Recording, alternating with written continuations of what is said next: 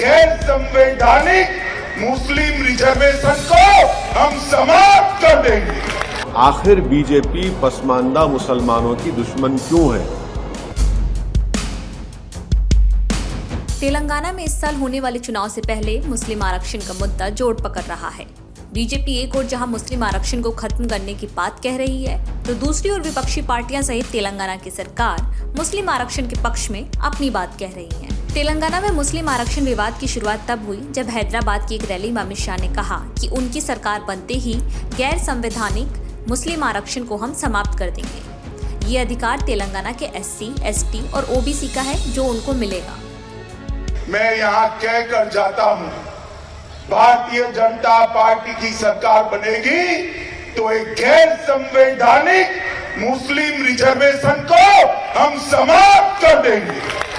ये अधिकार तेलंगाना के SC, ST और OBC का है, वो अधिकार उनको मिलेगा और मुस्लिम रिजर्वेशन को हम समाप्त कर देंगे।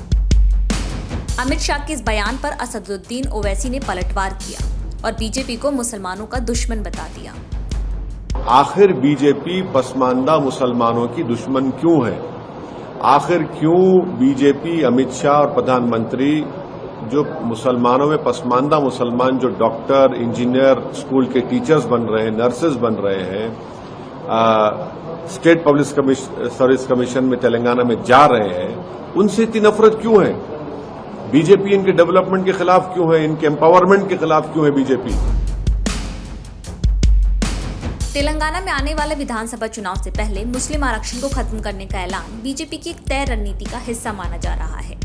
हालांकि आरक्षण खत्म करना बीजेपी के लिए कितनी हकीकत और कितना फसाना होगा, इसे भी जान लीजिए। तेलंगाना में मुस्लिम आबादी चुनाव में काफी अहम भूमिका निभाती है। ज्यादातर मुस्लिम आबादी ओवैसी के घर हैदराबाद में है।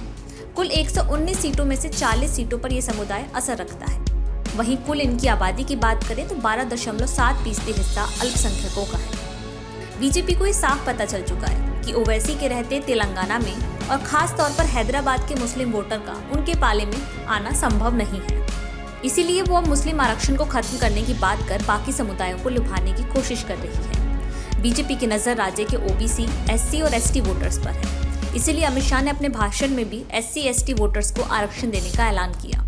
आपको बता दें कि तेलंगाना में दलितों की संख्या मुस्लिम और अल्पसंख्यकों से ज्यादा है।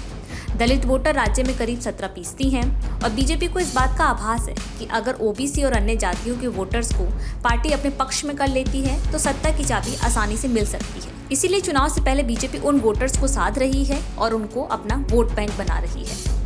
बीजेपी ने भले ही तेलंगाना में चुनावों को देखते हुए मुस्लिम आरक्षण को खत्म करने की बात कही है, लेकिन ये सफर इतना भी आसान नहीं है जितना दिखाई दे रहा है।